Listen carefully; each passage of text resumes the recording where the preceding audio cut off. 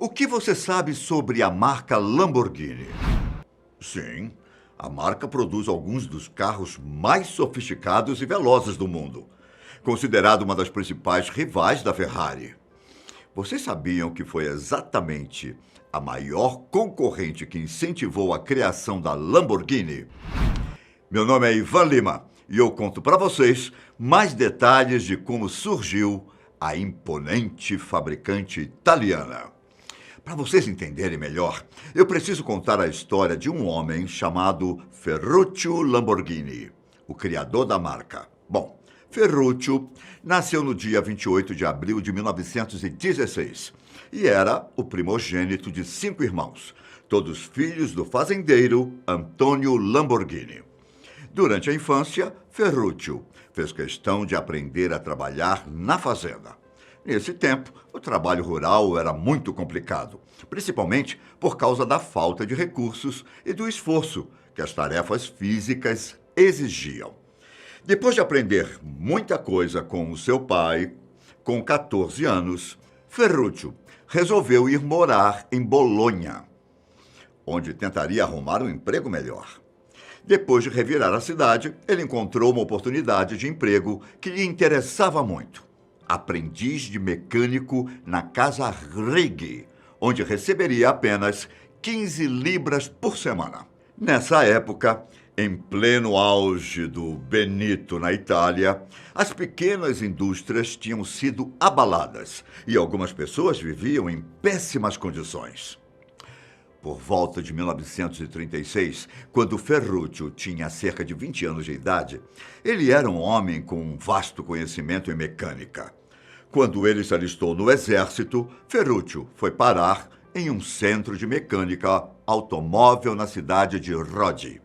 E foi aí que Ferruccio teve a oportunidade de aprender sobre novas tecnologias aplicadas em motores diesel. O talento dele era tanto que os colegas o apelidaram de Pai Eterno, porque conseguia resolver problemas que pareciam não ter solução. Posteriormente, ele ingressou na Força Aérea Italiana, onde se atualizou ainda mais sobre as inovações técnicas da aviação. Em 1944, durante a Segunda Guerra, Ferruccio teve outra experiência diferente. Ele foi prisioneiro das forças militarizadas britânicas, época em que foi obrigado a trabalhar como mecânico. Mesmo assim, a experiência não deixou de ser interessante. Ele aprendeu sobre motorizações de veículos bélicos, acumulando uma base preciosa de conhecimentos que seriam usados no futuro. Ao regressar à sua terra natal, ele resolveu colocar em ação seus ambiciosos planos. Depois que a guerra acabou, o governo italiano acumulou toda a sucata bélica em campos fechados. Essa sucata era vendida a quem interessasse.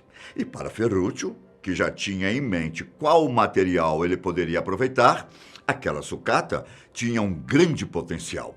Foi então que ele criou o seu primeiro veículo, um híbrido, entre o trator e o automóvel. O veículo foi chamado de Carioca e era de velocidade lenta, mas trazia uma tecnologia inovadora que dava a partida com gasolina e só aí mudava o combustível utilizado para diesel. Depois que o veículo foi melhorado algumas vezes, Ferruccio começou a fabricar outros cariocas. E 2 anos depois, exatamente em 1948, ele já tinha fabricado mais de 500 unidades. Era o começo de uma das marcas mais famosas de carro atuais. E quem de vocês imaginaria que a Lamborghini começou construindo tratores? Mas ele achava que poderia criar veículos ainda melhores. Em 1949, nasceu o primeiro trator genuinamente agrícola, o L33, que foi o primeiro trator inteiramente projetado pela Lamborghini, com exceção do motor.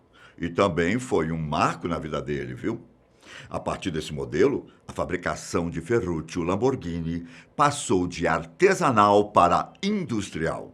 Confiante no seu negócio e com a ajuda financeira do pai, Ferruccio comprou 1000 motores, o que o obrigou a sair da sua garagem improvisada para abrir um estabelecimento próprio. E adivinha? O negócio deu certo. Depois de esgotado o estoque dos 1.000 motores e com o modelo do trator desenvolvido, chegava a hora de inovar mais uma vez. Os anos seguintes representaram um salto de evolução para a empresa. No ano de 1952, a marca lançou, de uma só vez, os modelos DL15, DL20, DL25 e DL30. Eram vários modelos. E quanto mais ele vendia, mais a empresa crescia de forma considerável. Então, veio o primeiro trator com esteiras no lugar das rodas, o DL25C, substituído, pouco tempo depois, pelo DL30C. Pintado na cor amarela, a mesma que posteriormente também seria adotada nos superesportivos. Com uma boa gestão empresarial, junto à qualidade reconhecida dos seus tratores nos principais mercados, os lucros levaram o construtor italiano a fazer outros investimentos. Ele, então, fundou uma segunda fábrica, dedicada à produção de ar-condicionado e calefação, aquele sistema de aquecimento usado nos países mais frios. Com sucesso batendo a porta e investimentos certeiros, Ferruccio Lamborghini começava a se aproximar dos homens mais ricos da Itália. Até então, os tratores de Ferruccio eram feitos com motores de terceiros. Até que em 1958 ele começou a fabricar seus próprios motores. Em 1962, ele inovou mais uma vez, colocando a versão da dupla tração em seus tratores. Acompanhando o desenvolvimento da empresa, Ferruccio passou a exportar os seus veículos. Ferruccio Lamborghini era um cara apaixonado por carros. Isso é fato. Em sua garagem era possível encontrar carros das marcas Mercedes, Jaguar, Ferrari, entre outros sucessos da época.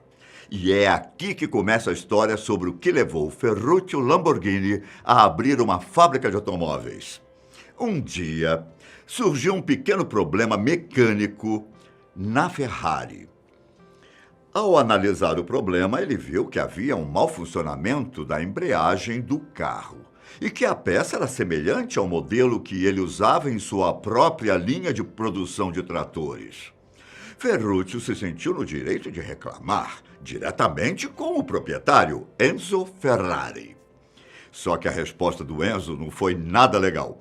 Como resposta, Ferruccio escutou algo como: "O que diabos um caipira fabricante de tratores sabe sobre carros esportivos, hein?" Enfurecido, ele mesmo resolveu o problema da embreagem e decidiu que iria realizar mais um dos seus sonhos: se tornar um fabricante de carros esportivos com seu nome. Depois de ampliar o negócio do seu grupo empresarial, ele deu início à construção de uma fábrica moderna em Santa Agata, ironicamente situada a poucos quilômetros da fábrica Ferrari. A Automobili Lamborghini foi oficialmente criada em 1963 e, inclusive, contava com a contratação de um ex-engenheiro da Ferrari. No mesmo ano, eles lançaram seu primeiro carro, o Lamborghini 350 GTV, com 2 lugares e um motor V12. O logotipo da empresa, criado pelo próprio Ferruccio, era uma referência ao seu signo, o touro, Taurus. Outros vários modelos Lamborghini tinham nomes relacionados a touros ou touradas, incluindo o Miura, em homenagem a Dom Eduardo Miura, um famoso criador de touros espanhol. O Miura, diga-se de passagem, era um carro esportivo de motor intermediário que foi lançado em 1966 e fez a Lamborghini conquistar admiradores de carros em todo o mundo. Em 1970, desmotivado pela crise do petróleo e numa época onde na Itália as greves de trabalho eram constantes, Ferruccio Lamborghini resolve descansar e viver dos muitos lucros que ainda tinha. Primeiro, ele vendeu a Automobili Lamborghini. Depois, sua marca de tratores para uma concorrente. A marca de automóveis Passou depois por diversos proprietários, inclusive a Chrysler, pertencendo atualmente ao grupo Volkswagen.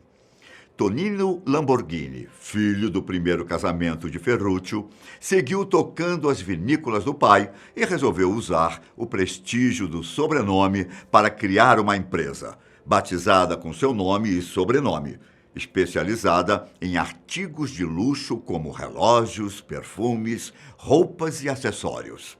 Enquanto isso, Ferruccio Lamborghini, por volta dos 60 anos de idade, passava os dias em sua propriedade no Lago Trasimone, reparando seus tratores ou trabalhando com eles por distração. Ferruccio Lamborghini faleceu de causas naturais em fevereiro de 1993, com 76 anos. Em homenagem à valiosa obra deixada pelo seu pai, Tonino Lamborghini mandou construir um museu aberto ao público com as principais e originais produções Lamborghini.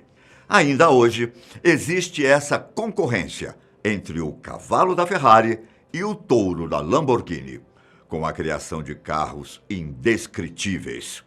Ótimo para quem gosta de carros. Melhor ainda, para quem pode comprá-los, não é?